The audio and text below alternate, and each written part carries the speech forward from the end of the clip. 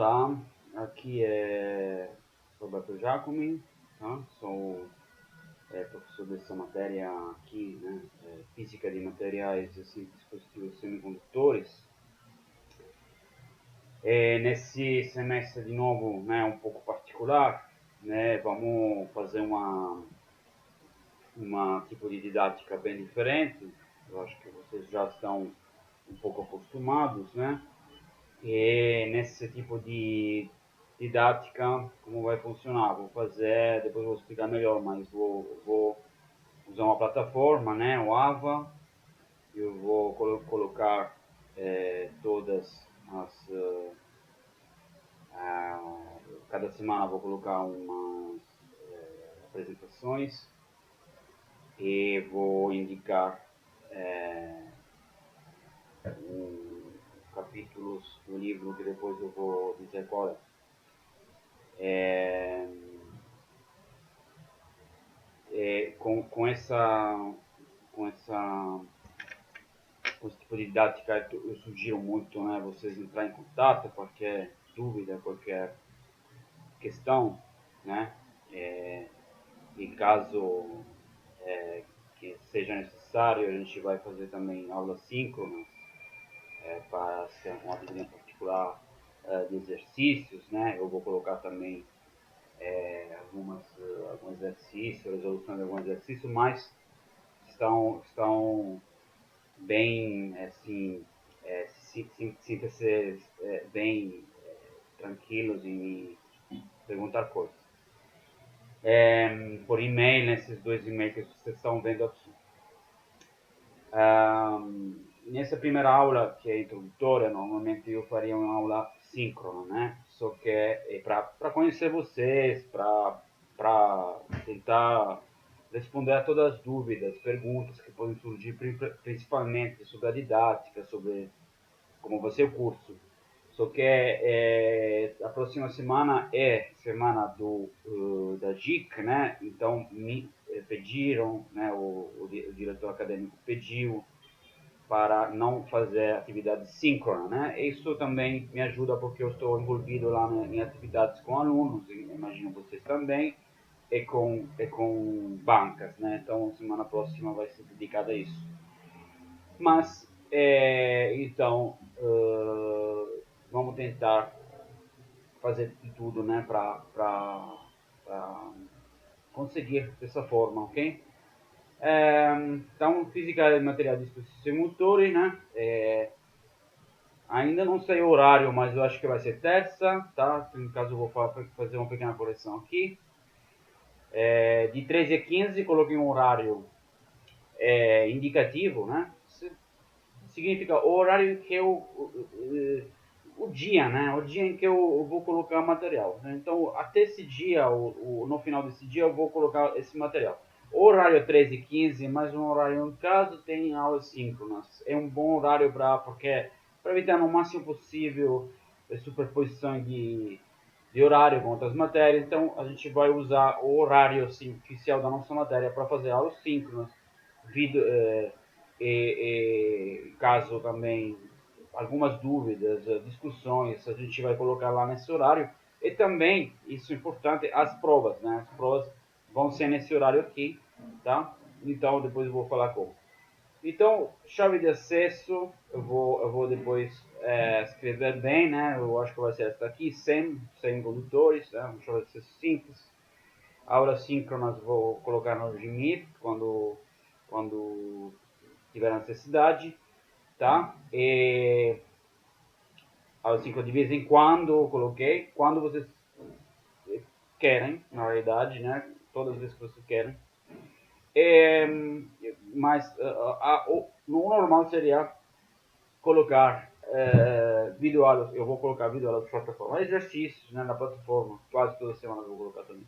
Então, dúvidas, sugestões, me podem escrever, eu uso principalmente esse e-mail aqui, né, do Gmail, mas pode ser também outro, não funciona sempre, do FRJ, mas pode ser também outro. Vamos lá a apresentar o curso, então, né, eu divido o curso em duas partes, né, a primeira é uma introdução Desculpa, a primeira parte com uma introdução, né? Que em parte vou falar hoje, mas somente parte. Estrutura cristalina. Introdução à mecânica quântica, normalmente eu faço, mas dado esse semestre muito curto, vocês vão ver que o semestre tem poucas semanas, né? É um semestre, chama de semestre, mas na realidade são 3 meses e meio, alguma coisa assim, de tempo, poucas semanas para colocar todo o material. Uma coisa que eu esqueci aqui, né? Eu estou falando de só um dia, né? O dia em que eu coloco o material, mas isso vai corresponder, vou tentar fazer, vai corresponder com o conteúdo que eu daria, em 4 horas. Como não posso fazer vídeo aula de 4 horas, todo mundo sugere fazer somente uma atividade ou apresentação de no máximo, em total, 1 hora.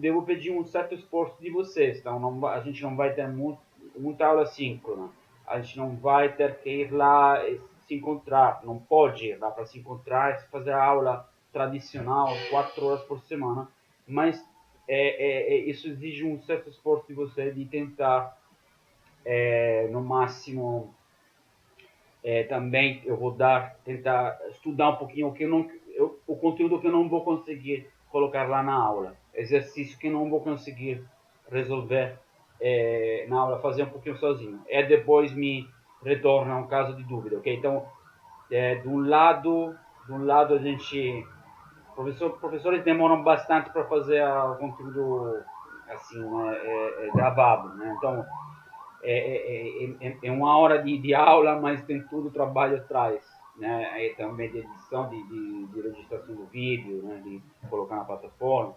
Mas também vocês devem ter, do outro lado, vocês devem, não é um tempo muito grande para assistir essa aula, mas vocês do outro lado devem um pouquinho compensar esse tempo menor. Espero que seja claro. Com certeza o conteúdo vai ser um pouquinho menor nos tradicionais cursos, né? Que não tem tempo, né? É um semestre curto que deve recuperar um pouquinho o tempo perdido lá no início da pandemia. Então, tudo essa premissa para dizer, aqui a introdução à mecânica quântica, essa parte de introdução eu vou fazer muito pouco. Em particular, a introdução à mecânica quântica, vocês têm cursos já de mecânica quântica, em particular esse curso de semicondutores é para quem tem fazer física normalmente, então vocês vão ter essa matéria. Normalmente eu faço essa introdução à mecânica quântica eu pergunto para os alunos, vocês já puxaram mecânica quântica? Se eles falam sim, eu nem vou fazer essa parte. Mas nesse caso não tem muita escolha, eu não vou conseguir fazer essa parte de introdução à mecânica quântica, tá? Mas vou tentar, caso de dúvida também, responder, e caso tenha alguma questão em particular no curso que precise de noções de mecânica quântica que vocês ainda não têm, eu vou também dar algumas dicas, né? Algumas noções sobre isso.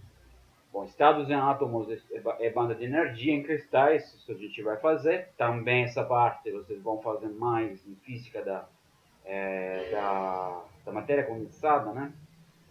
Sim, física da matéria condensada. Depois vamos falar mais então essa era a introdução. Depois mais de materiais semicondutores, né? Massa efetiva, gap, né? Energy gap, direto e indireto. A estatística de portadores, né? Concentração de portadores, elétrons e buracos. Semicondutores intrínseco e extrínseco, né? Dinâmica de condução, efeito e corrente de difusão. Primeira parte vai ser feita uma prova, tá? Segunda parte, eu vou um pouquinho assim, aqui eu vou ver um pouquinho assim, seminário ou misto. Um seminário, tenho que ver também quantos vocês são. Ainda não sei quanto aluno tem. Então, seminário normalmente quando tem uma turma bem pequena. Agora, muitos alunos seminário vai ser um pouco mais complicado. Mas, vamos ver. Segunda parte é mais aplicada, então a gente vai falar de junção PN, de junção metal semicondutor, falar de dispositivos eletrônicos, diodos, tunnel gun, transistores, bipolar, JFET, MOSFET, técnicas de fabricação de dispositivos, dispositivos optoeletrônicos, fotodetectores, células fotovoltaicas, LED, lasers. A segunda parte é mais, é, sim, pode ter exercícios, né? Então vamos ver, né? De repente uma parte vai ser exercício, vou corrigir um pouquinho aqui, tá? Do que está escrito. Uma parte de exercício, uma parte ou seminário ou mais discursiva, ok? Então é mais discursiva por quê? Porque são descritos os dispositivos, né? Dá para fazer exercício sobre eles também, com certeza, né? Mas eu normalmente nos dispositivos não quero, não demando muito cálculo, mas eu na junção Penny, sim, junção Penny no início, diodos, isso pode ser, tá? E corrente da junção Penny pode ter alguma coisa mais de cálculo. Bom, vamos lá. Então, o cronograma, vocês vão encontrar o cronograma no início da... Isso cortou um pouco aqui. Vou tentar corrigir aqui na hora. Mas, bom, só para falar, vocês vão encontrar o cronograma lá na... Eu não vou conseguir bem aqui. Bom, vocês vão encontrar lá no cronograma... Lá o cronograma na plataforma, tá? Desculpa aqui, tá? Mas vocês vão encontrar tudo lá. Então, você pode dar uma olhada, qualquer dúvida a gente fala. Como eu falei, a data dos módulos, aula 1, aula 2, aula 3, é um pouco indicativa, né? É uma atividade de uma semana, então só para dizer, nesse dia eu vou colocar a atividade. Pode ser um dia antes, mais raramente um dia depois, realmente se estou muito atolado, mas eu acho que vou tentar conseguir sempre nesse dia aqui, terça, colocar atividade, tá bom? Então é indicativa, é uma atividade de uma semana, tá?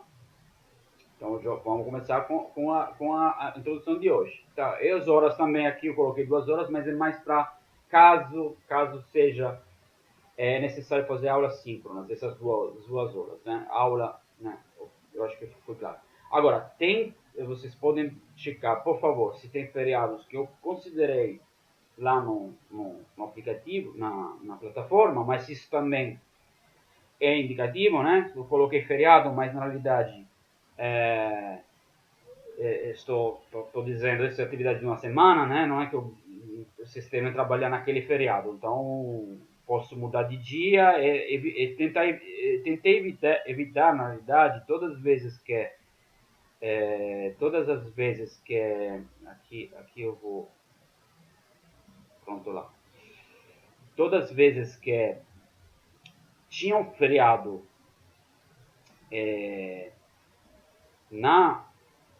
na concomitância com as terças, né? Eu puxei um pouquinho para lá o calendário, tá?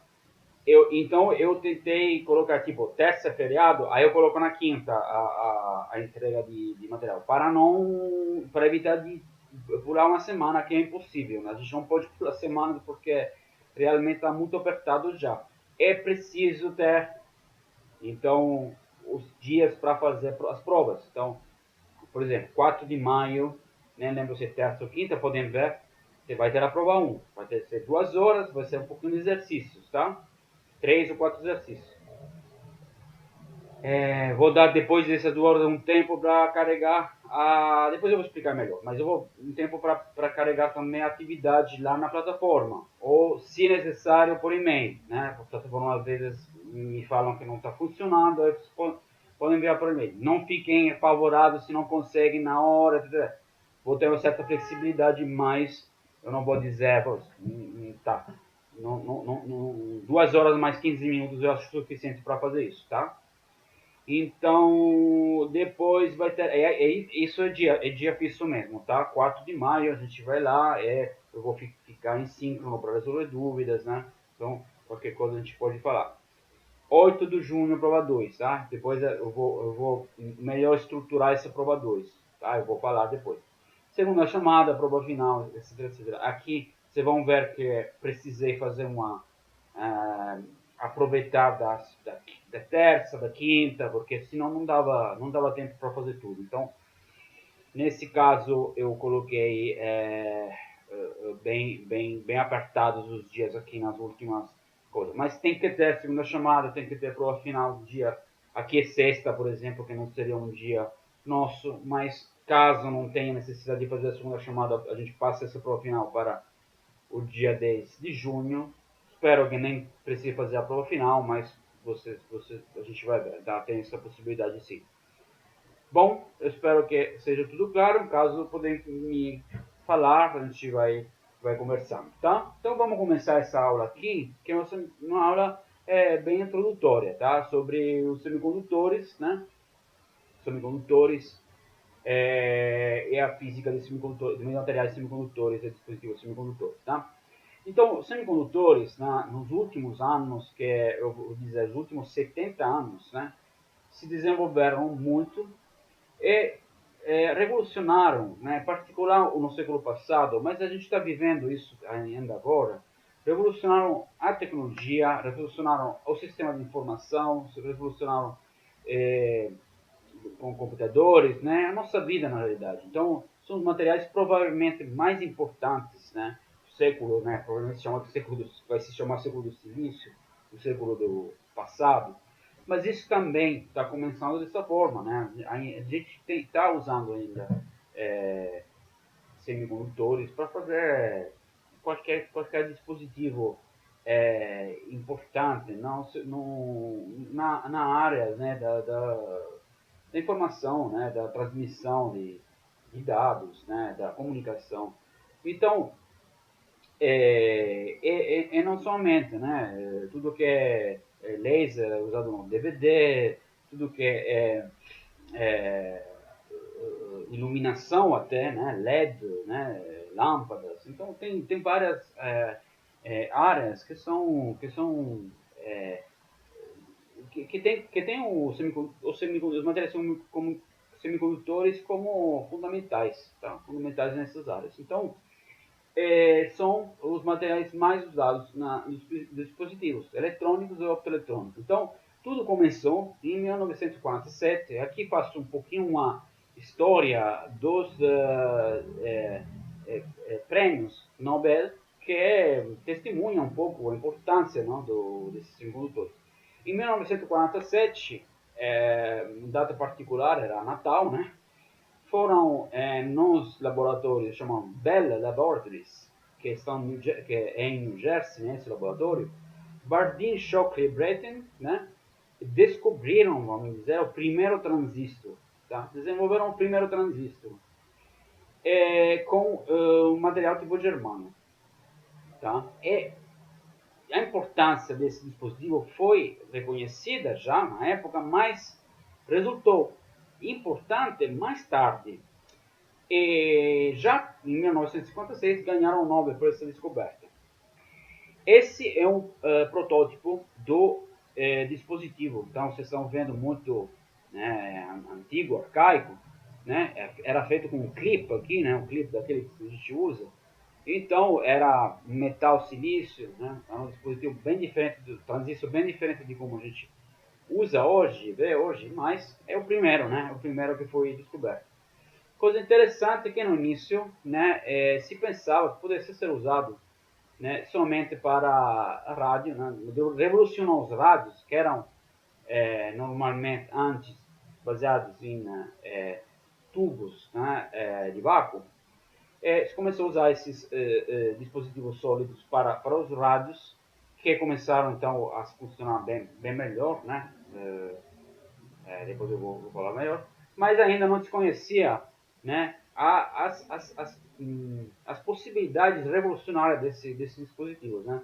Só depois, né, que a gente tem o primeiro microchip, aqui também bem particular, bem artesanal parece, né. O primeiro microchip, que o transistor ali é construído de uma forma planar. Aqui na verdade tinha cinco componentes integrados.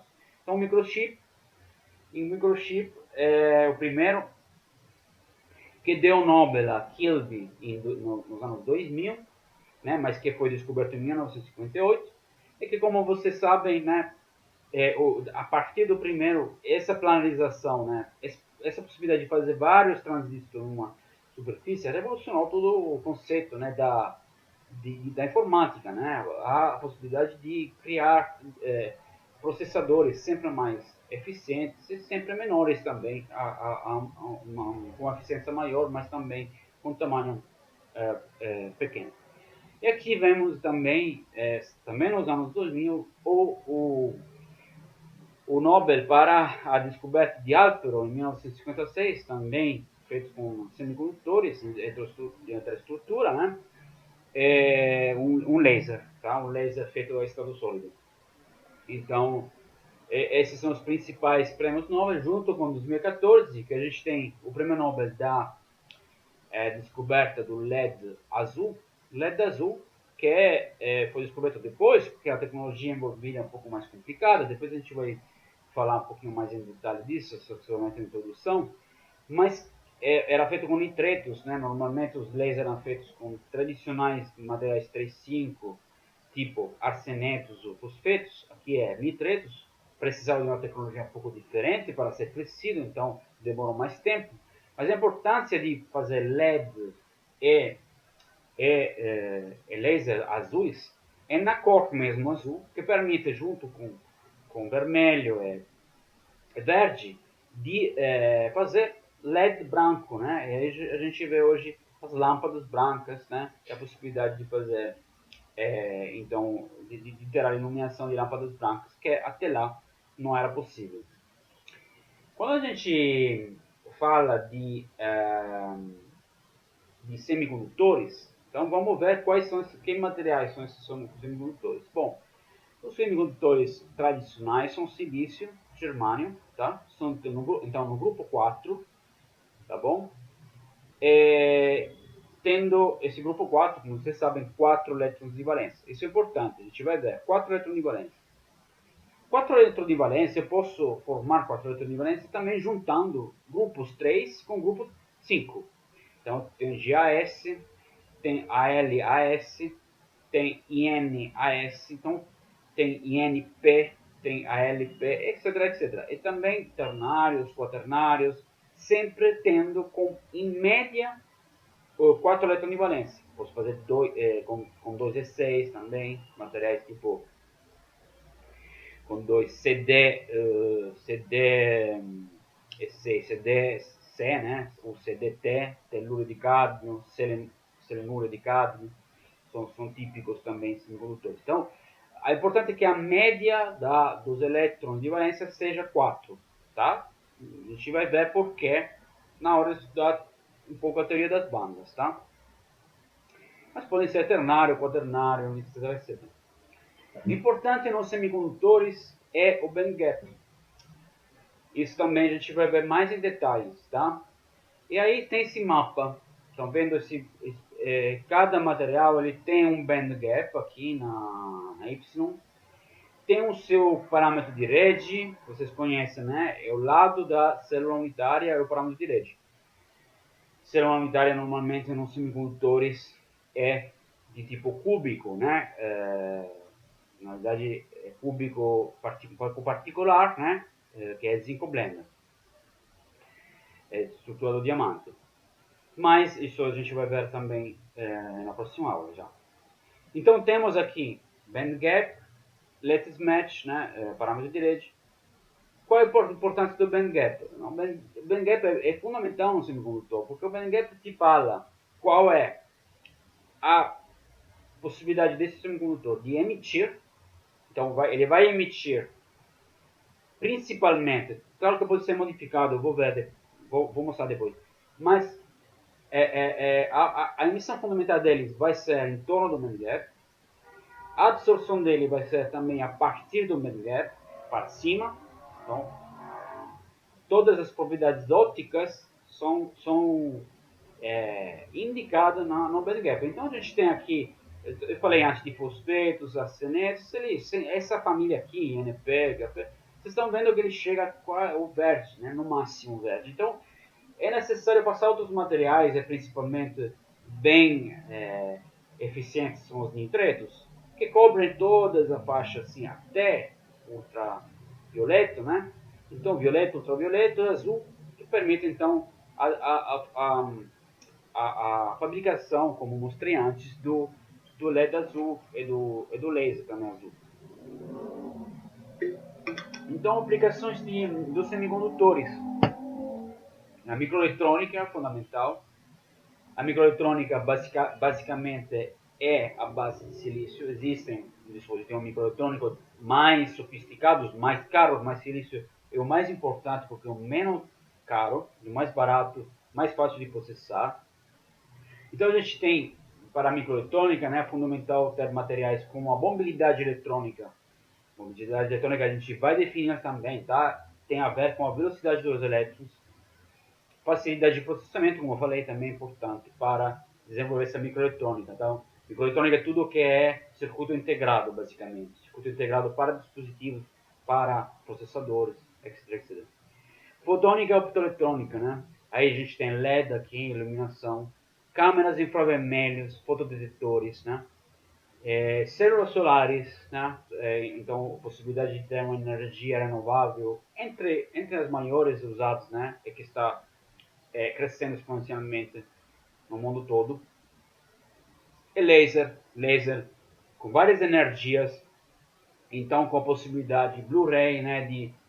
Por exemplo, de ler informações escritas em tamanho sempre menor. Quanto menor o comprimento de onda, sempre menor o tamanho da informação escrita que você vai poder ler, e tanto maior então o armazenamento. Nesse caso da optoeletrônica, as propriedades importantes do semicondutor são a absorção, que tem uma recombinação radiativa rápida, não se assustem que tudo isso a gente vai definir, é a energia do Band Gap, tá? Então, é aí aqui, vamos ver, os primeiros rádios, por exemplo, dispositivos eram feitos com triodos, que são esses daqui, parece mais uma lâmpada, né? Uma lâmpada incandescente. Então, que tem dentro cátodo, ânodo e tinha uma grade aqui. Para, talvez essa grade, modular a corrente elétrica que passava através desse triodo. Bom, se passa aqui ainda artesanal, naquele primeiro dispositivo que foi inventado em 1947, né, por Barton e Shockley, em Britain, e que permitiu então, primeiro, fazer um transistor estado sólido, que não precisa, aqui também é estado sólido, mas tinha um tubo de vácuo, não precisa de tubo de vácuo isso daqui, tá? É um objeto sem precisar de tubo de vácuo, um dispositivo sem precisar de tubo de vácuo, muito menos frágil então, mas fundamentalmente, propriedade fundamental, possibilidade de, como falei antes, de colocar ele num plano, tá? Não como esse daqui que está mostrando aqui, mas depois vai ter nos circuitos integrados ele construído no plano, né? Esses são transistores mais simples, mas que se usam atualmente na eletrônica.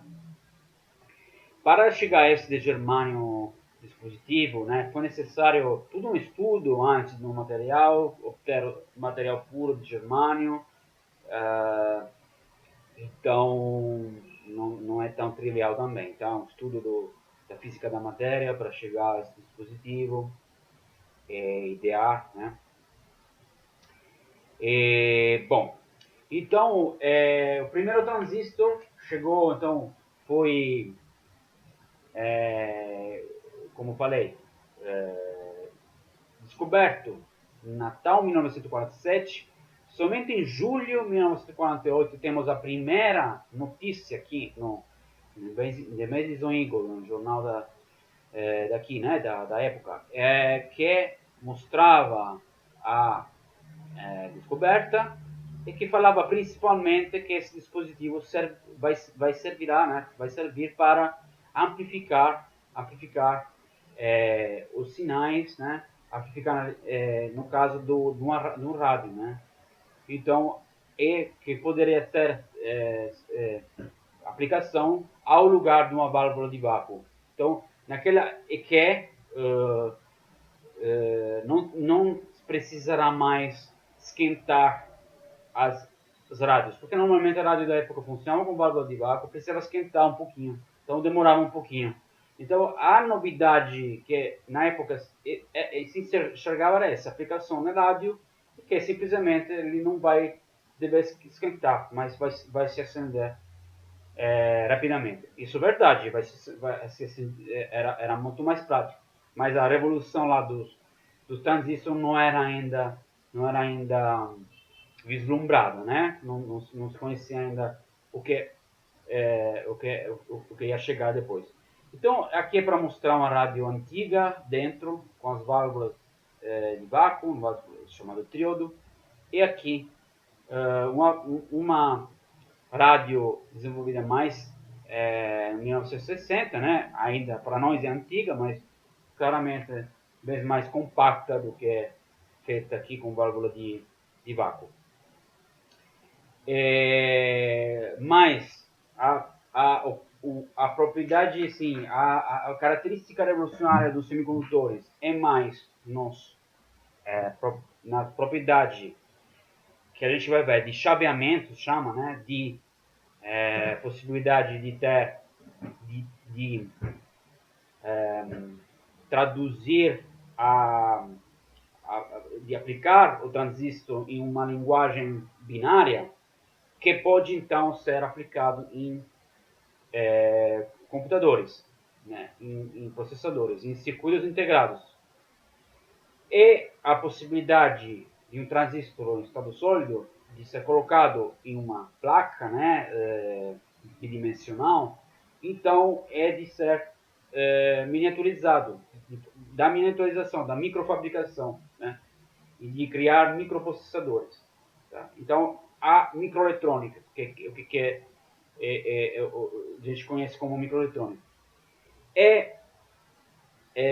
vocês devem conhecer essa lei de Moore, que ele pensou nessa predição, fez essa predição antes de toda que começasse essa miniaturização. Ele fez a seguinte provisão, que é o número de transistor por área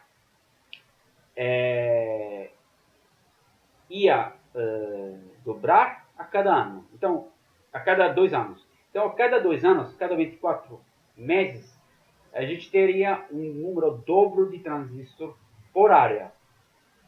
E se fala também ao mesmo custo, tá? Então, dobrando por área ao mesmo custo, a gente teria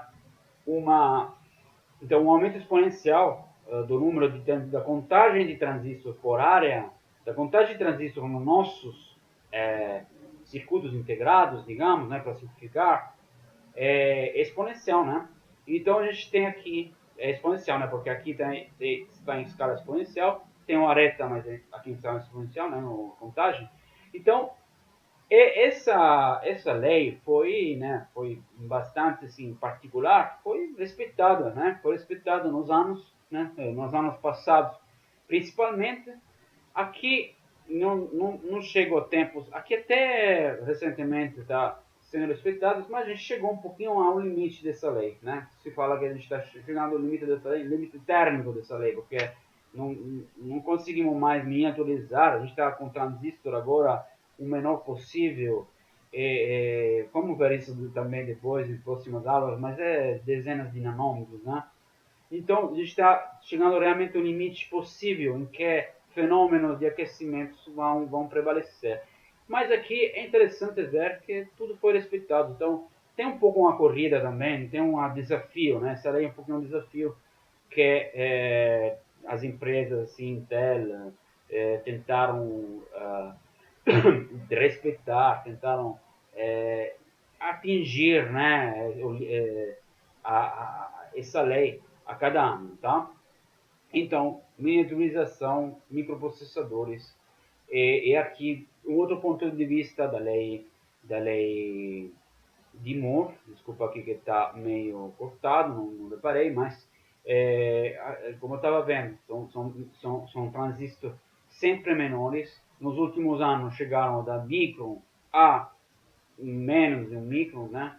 a nanômetros, então é até menos, né? Atualmente somos menores de 40 nanômetros, o transistor menor de todos.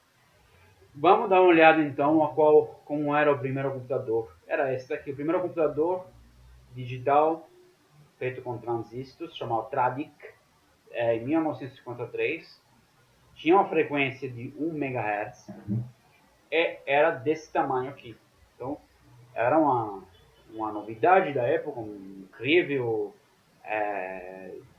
protótipo, né, da tecnologia, mas agora a gente vê isso com um pouco com um sorriso, né, porque a gente tem computadores enormemente mais eficientes que um pequeno celular. Então, vocês estão vendo como a miniaturização revolucionou a microfabricação, revolucionou a tecnologia, tanto assim, né?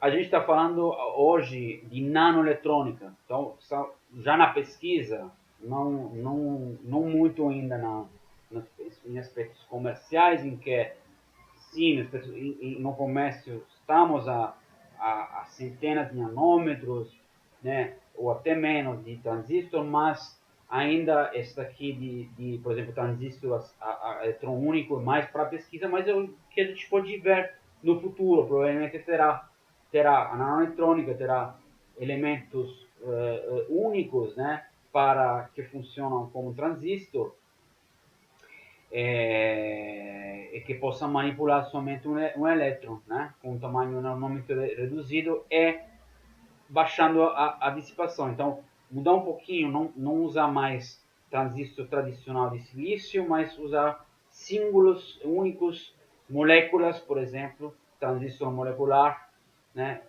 que funcione como transistor, tá? E esse é o transistor tradicional, que a gente vai estudar um pouquinho, né? É um transistor, na verdade, um MOSFET, né? Com um isolante aqui. Esse daqui é a ideia de fazer transistor com a molécula única. Bom, vamos lá. Então, os semicondutores, eu mostrei lá na tabela periódica quais são, mas a gente pode dizer aqui, fazer uma classificação de materiais e colocar os semicondutores simplesmente em base às suas propriedades de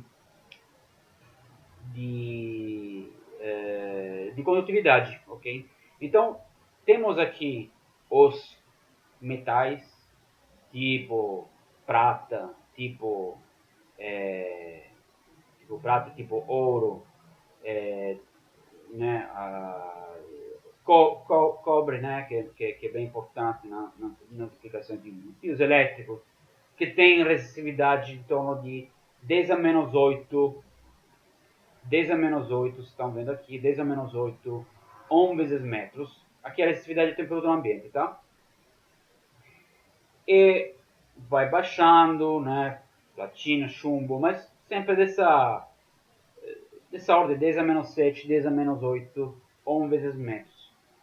Do outro lado, temos os isolantes. Os quartzo tem 10 a 17. Então, estamos falando aqui de em torno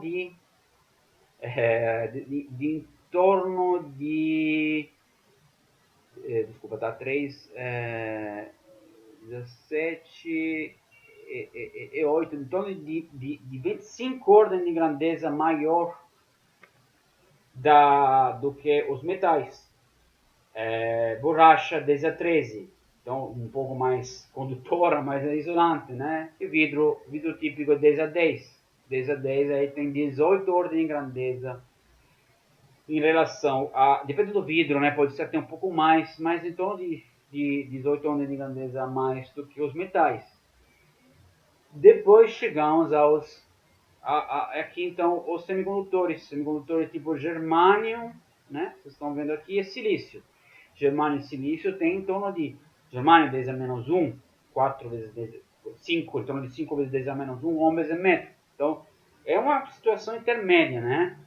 entre metais e isolantes. Silício é 10 a 2, um pouco mais isolante do que o germânio. Se lembra disso, a gente vai ver porquê também. Está ligado ao band gap.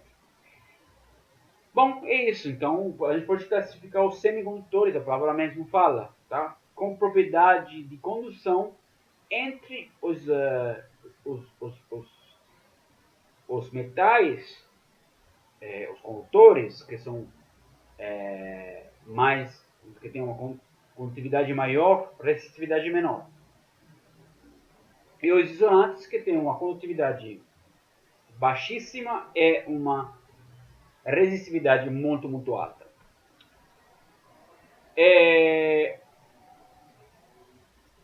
Ok. Então, bom, só para fazer uma... Vocês sabem, tá, eu acho que qual é a diferença, né? No metal, a gente tem o elétron de valência, normalmente é um por átomo, por ser também, mas o elétron de valência ele é fracamente ligado ao meu átomo, ao meu núcleo, né? Então, sendo ele fracamente ligado ao meu núcleo, pode ter como se fosse um mar de íons, né? Que perderam seu elétron, desculpa, uma rede de íons que perderam seu elétron, que estão mais ou menos fixas lá nas posições dela cristalinas, e um mar de elétrons, que são esses elétrons fracamente ligados, que podem então ser conduzidos. Em presença de um campo elétrico, eu vou ter um fluxo de cargas, um fluxo de elétrons que se movem, que é esse corrente elétrica. Ao contrário, os isolantes, eles têm um elétron, os elétrons de valência são fortemente ligados ao núcleo, então que são retidos lá, não podem se mover. Então, não pode, o campo elétrico não é suficiente para tirar ele dessa situação de ligação, de atração com o meu núcleo. Pode ter pequenas polarizações, né, no material cerâmico, por exemplo, né, polarização de carga positiva e negativa, mas sempre localizada, né, não vai ter uma corrente elétrica. No caso dos semicondutores intermédios, com mecanismos tipo excitação, temperatura e luz, posso mudar essa condutividade. Né? Se fala que o band gap não é tão grande assim como no caso dos isolantes. Né? No caso dos metais, isso eu vou mostrar depois. No caso dos metais, o band gap não existe, pois a banda de valência é superposta com a banda de condução. No caso dos isolantes, a banda de valência está bem distanciada da banda de condução. No caso dos semicondutores, essa distância, que é o energy gap, não é tão grande. Então, com temperatura ambiente, uns elétrons são livres e também a luz permite essa excitação de elétrons para a banda de condução e podem conduzir. Normalmente, se parte para fazer qualquer semicondutor, qualquer dispositivo, se parte desse wafer aqui. São substratos planares. Quem faz atividade no laboratório deve ter visto, né? Imagino. São substratos monocristalinos, geralmente, com uma direção específica, foram cortados com uma direção cristalina específica, mas para chegar a eles, se faz um crescimento, né? O mais conhecido é o crescimento que chama de Joukowski, que é um crescimento por fusão. Se parte de um material policristalino puro, tipo silício, por exemplo, tá? Policristalino puro. Então, você está aqui, se coloca num forno, que é elevado a uma temperatura muito alta, a temperatura de fusão desse material. Dentro dele se coloca uma semente tipo monocristal. Então, monocristal também do mesmo material, tipo silício, se coloca dentro, é muito devagar, de uma forma muito controlada, se faz rodar e levantar no mesmo tempo. O que acontece? Fazendo essa operação, eu tenho uma diminuição da temperatura do meu fuso. Então, ele vai levantar um lingote, né? Ele vai solidificar devagarzinho, claro, né? Mas vai solidificar de uma forma a imitar a semente monocristalina que eu coloquei no meu fuso. Então, o lingote vai imitar as colocações atômicas que eu tenho no meu monocristal e vai crescer ele também como monocristal, com tamanho que pode ser também bem importante, no caso de chegar em torno de 40, 45 centímetros de diâmetros, né? Então, esses daqui são lingotes aqui. Então, eu tenho vários diâmetros que eu posso controlar. Claro que esse tipo de crescimento é um crescimento muito controlado, muito feito com uma velocidade controlada, então eu posso chegar a esses lingotes. Silício germânio é fácil fazer porque é um material monatômico. Né? O material binário, tipo GAS e fosfato de índio, é menos fácil, são normalmente lingotes menores, mas é possível também. Ternário, quaternário, já é muito quase impossível fazer controlando a composição. Né? Imagina controlando a composição de um ternário como você quer, é bem complicado, tá? Então, esses lingotes, em um certo momento, né, vão ser cortados com uma orientação cristalina bem específica, produzindo então esses wafer aqui, que são a base normalmente do meu dispositivo, são a base também de um sucessivo crescimento por epitaxia, por exemplo. Então, essa é a base com que a gente começa o trabalho sobre um dispositivo semicondutor. Tem outros tipos de crescimentos que a gente tem, né? Em fase líquida, em fase molecular beam, né? Epitaxia. Então, estou falando de epitaxia, né? A partir do substrato, eu posso fazer várias camadas com epitaxia, tá? É um tipo de fabricação. Em fase líquida, em fase molecular beam, né? De raio molecular. CBE, Chemical Beam Epitaxy. Então, a segunda é o MOP. Então, a segunda que eu use reações químicas, como no caso do MOP, ou que eu use um aumento de temperatura a partir de cadínio, então, nesse caso, MBE, tá? E que seria mais uma... No primeiro caso, seria uma deposição tipo químico, no segundo caso deposição de tipo físico, mas em todo caso é uma epitaxia que parte do substrato eu vou crescendo materiais em forma de camadas. Né? São fundamentais essas técnicas epitaxiais no desenvolvimento de dispositivos um pouco mais sofisticados como a laser, heteroestruturas, ok? Então, ou aqui vocês estão vendo nanoestruturas, né? Somente com epitaxia eu posso fazer ternários, quaternários, porque eu vou juntar várias composições de vários elementos diferentes até chegar ao elemento que eu quero, ao composto que eu quero. Nanofios, pontos quânticos, né? Poços quânticos também são bem complicados, né? Controle nanométrico sobre a minha camada é sempre necessário que seja feito com a epitaxia. Mas vimos os procedimentos, né, epitaxial, normalmente é para fazer dispositivos um pouco mais complicados, como laser, LED, células solares um pouco mais eficientes, mas normalmente para as coisas básicas como um transistor se usa o silício. Por quê? Porque o silício é mais barato. Ele vem da sílica, CO2, na areia. Então tem um custo, né, de matéria-prima, né, bem barato, né?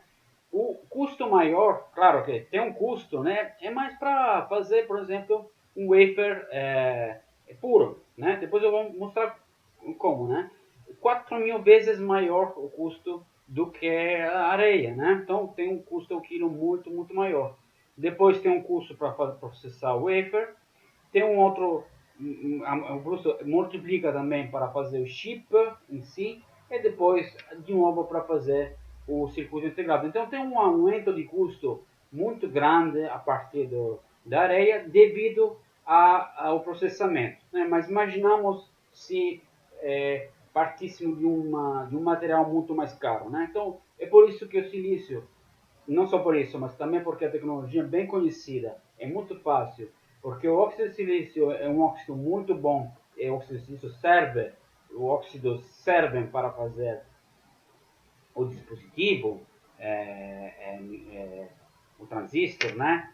Então é muito vantajoso usar ainda o silício. Essa operação de passar do CO2 ao wafer puro então, a primeira coisa, então vocês estão vendo que o custo a partir da areia é 10 bilhões, né, a mais. Bom, a partir da areia para chegar ao circuito integrado. Esse método para partir da sílica e chegar ao silício puro, parte digamos, da sílica, se coloca junto com carvão, se faz essa reação, então se forma silício, né? Silício com líquido, né? Com uma remoção, digamos, de monóxido de carbono, e se obtém então silício. Ainda esse silício não é puro, né? Depois, para purificar, se passa a um outro tipo de método, que é a cloração. Se passa o silício tetracloruro de silício líquido, que é possível depois destilar, formar CiCl4 puro e depois, através de uma reação com hidrogênio, formar silício mais HCl, dessa vez silício puro, tá? Um silício líquido puro que depois se usa então para fazer o silício puro sólido, tá? Isso é para dar uma ideia, mas é um pouco mais complexo, né? Por isso que o custo, como vocês viram aqui, do wafer, e não somente, né? Mas também depois tem a parte de se passa da policristalino a monocristalino, no caso, né? Mas o custo do wafer é bem mais caro do que a matéria inicial, o CO2 inicial. Tem tudo esse processo envolvido. Um outro tipo de classificação de materiais é através, isso vocês já viram, imagino, em outros cursos, né? Através da avaliação da ligação da estrutura. Então temos a covalente, né? Covalente é típico do carbono, mas também do silício, né? Então já vou antecipar, o silício entra nessa categoria, o germânio também, em que os elétrons participam, né, das ligações, ativamente das ligações, são compartilhados entre os átomos, né? Em estrutura tetraédrica. Então, esse daqui é o covalente, né? Em que os elétrons então são compartilhados e em que a ligação é moderada, né? Moderadamente fraca. Em caso por exemplo, né, se tem um cristal iônico, né, tipo NaCl, né? Então a gente tem o Na que deixou um elétron para o Cl, então já temos dois íons aqui, vários íons. Então é a ligação iônica que está envolvida a uma força colombiana que liga os átomos. Essa força colombiana é muito grande, então essa ligação é muito grande também. O silício germânio entram nessa categoria, né, de ligação covalente. E o GAS, o INP, digamos, na hora de colocar vários átomos diferentes na estrutura, tem também essa ligação covalente, mas se fala que tem uma certa esfumatura, né, um pouco também iônico, no sentido que, por exemplo, o galho ele tem 3 elétrons de valência. No entorno do galho tem menos elétrons. no entorno do arsênio tem mais elétrons. Então, é covalente, como tem esse compartilhamento de elétrons, mas os elétrons tendem a ficar mais do lado do arsênio do que no lado do galho. Então, tendem a ficar mais em torno de uma espécie mais eletronegativa, né? Porque tem mais afinidade eletrônica. Então, tem uma certa forma covalente, mas com características iônicas. No caso de binários, ternários, né, que tem várias espécies, não somente uma. A estrutura metálica a gente viu antes, né? Eu falei antes. O elétron é fracamente ligado aos átomos, tem uma estrutura aqui cristalina de núcleos positivos, né? Como se fossem íons que perderam seu elétron e um mar de elétron em torno, que são prontos a ser a fluir como uma corrente elétrica, tá bom? Ok, termino então aqui a minha aula. Se tiver algumas perguntas, podem me contatar, tá? Vão ver as características, né, esse livro, né? O título desse livro, eu vou colocar lá, que eu vou usar principalmente é esse livro aqui, que é o Materiais de Dispositivo Eletrônico de Sérgio Rezende. É um livro em português, então isso facilita. Não é um livro muito aprofundado, né? Às vezes ele se perde com umas introduções bem compridas, principalmente na parte de introdução à mecânica quântica, tá? Podem ler, é interessante, mas se vocês já fizeram um curso de mecânica quântica, podem ler muito rapidamente, respeito ao fotoelétrico, etc, etc. Algumas coisas a gente vai falando, mas é muita coisa. Tem exercícios que são interessantes, eu vou indicar. Então, podem procurar ele de alguma forma que vocês sabem, né? Mas em caso me falam, se vocês não conseguem achar, eu vou dar um material sim, vou tentar dar um material para vocês, ok? Então, obrigado e até a próxima.